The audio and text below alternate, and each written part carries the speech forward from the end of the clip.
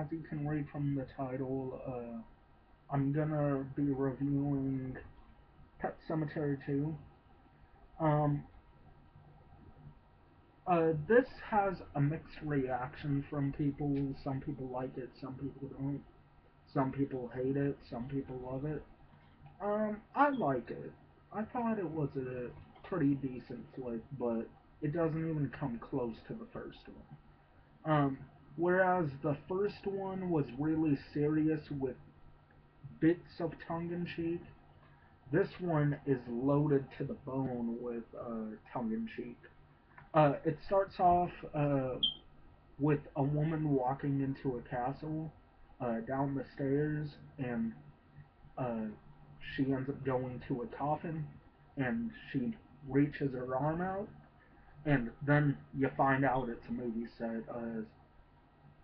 The puppeteer is supposed to grab her arm, but he keeps grabbing her chest.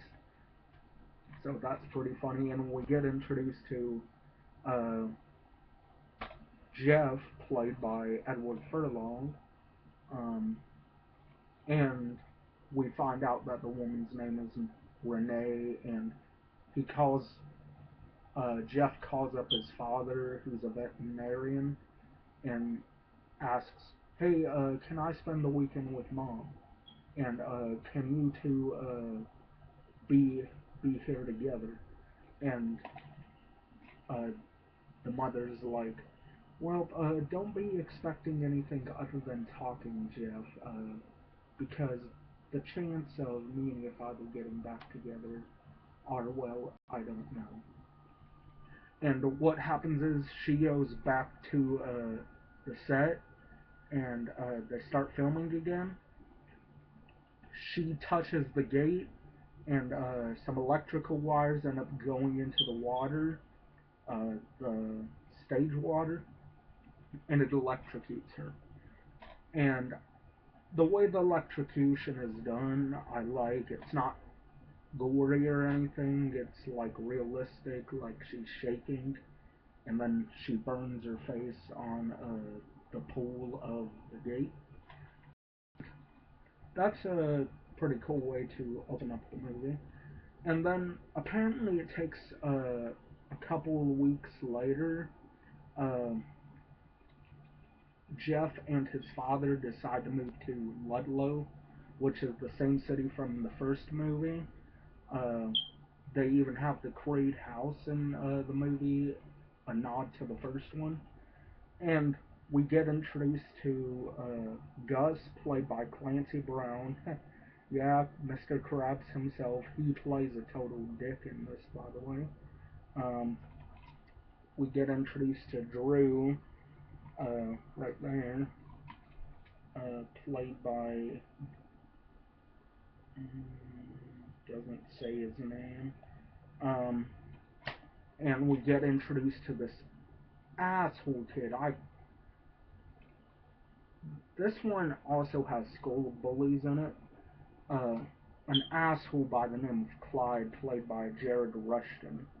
Um, I think this is the same kid who plays in Honey I Shrunk the Kids. You know, the neighborhood kid, the neighbor kid, who ends up pretty much riding on Ant.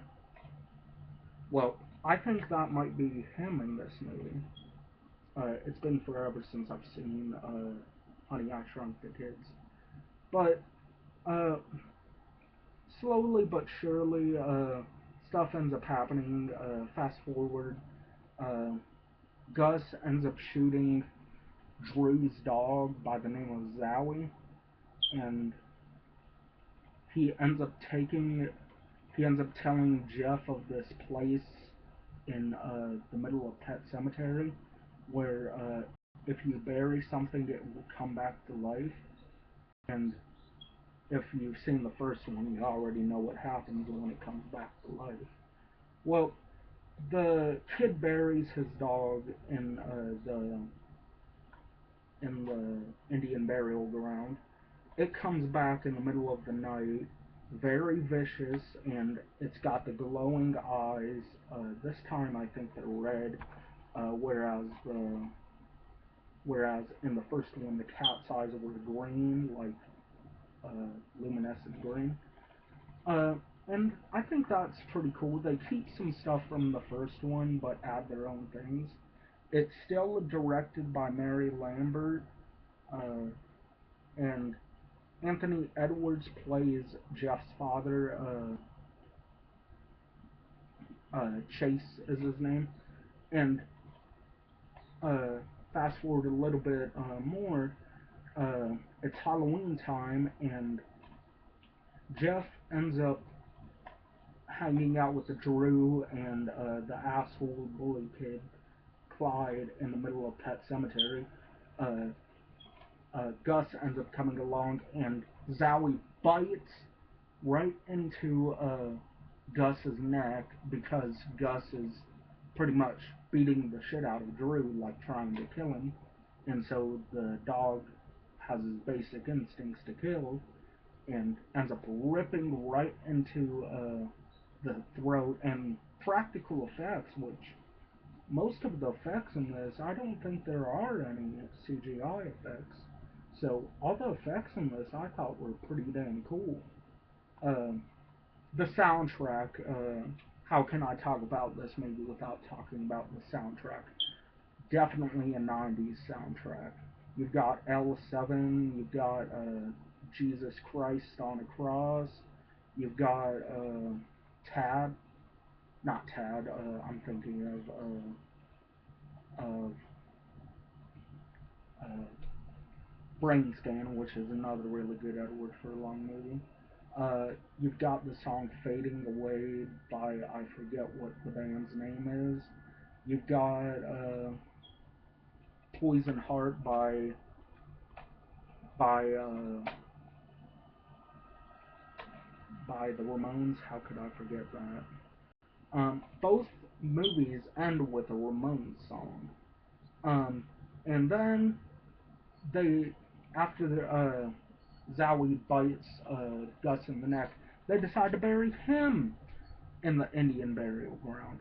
I'm like, really? You're gonna bury your stepfather, Drew, who you don't even like? Uh, really? And then he comes home late, and Drew comes home late, and Jeff comes home late too. Both of the parents are mad.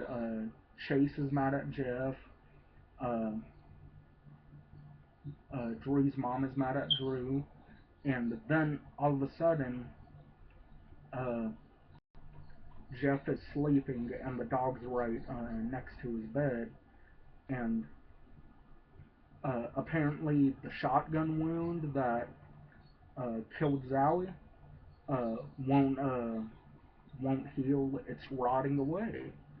So yeah, the Chase thinks the dog is just sick, and his immunity isn't up to snuff.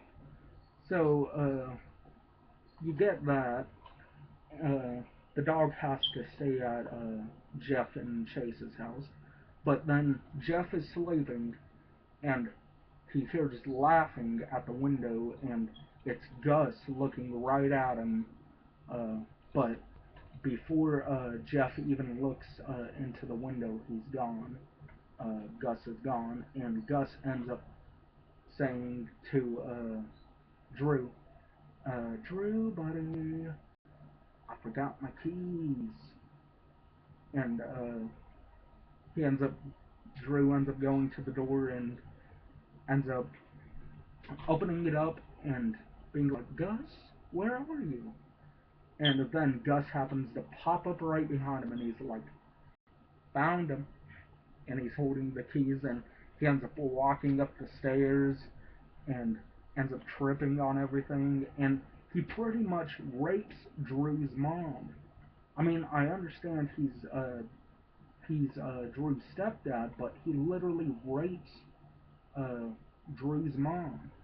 And in the morning, it turns out Gus happens to be nice and caring and everything, happens to be a jokester a little bit, and uh, And Drew invites Jeff over for uh, a chance to spend the night. And Gus is cool with it. And you end up getting that rocking song Shit List by L7. They're ripping apart the rabbits. Not they, but Gus is ripping apart the rabbits. He's twisting their neck and skinning them. And I'm just like, oh man, I don't need to see that. And then it's dinner time and they end up eating. He ends up taking a big spoon of mashed potatoes and goes like burps really loud and laughs about it, and the kids end up laughing, and I'm just like, ew, that's just disgusting. And then the next day, it turns into a full blown horror movie, and that's where I'll stop talking about it because you get some brutal stuff. Jeff ends up burying his mom, and she comes back to life in a really cool effect. She ends up dying again. So you've got that. It's a sad and depressing story, just like the first one, but they went for the more tongue-in-cheek route, uh, which I had no problem with. My uncle didn't really care a whole lot for this movie, but I happen to have liked it. Nowhere near as good as the first one, but this movie still has a special place in my heart. I used to own the video of it, and I used to watch the first one and the second one back to back. As for special features, there aren't really any. Uh, just a theatrical trailer. Then it says the settings you can put. English subtitles, French stereo, English 2.0 surround, English 5.1 surround. If you're wondering what the disc looks like, there it is. Um, what do I rate Pet Sematary 2? I rate it a 6 out of 10. Not as good as the first one, like I said, but still a pretty damn good movie. Um, it's rated R for strong horror violence, and for sexuality. It should be rated R for some nudity too, and rated R for language. Region 1, all that stuff. On the back it says the town of Ludlow is in for some new grave surprises. And then it says raise some hell on the front. So that's my review of Pet Sematary 2. Hopefully you all enjoyed it. This is Psychopath1c signing off. Hopefully you're all enjoying your October so far. And I'm out. Peace.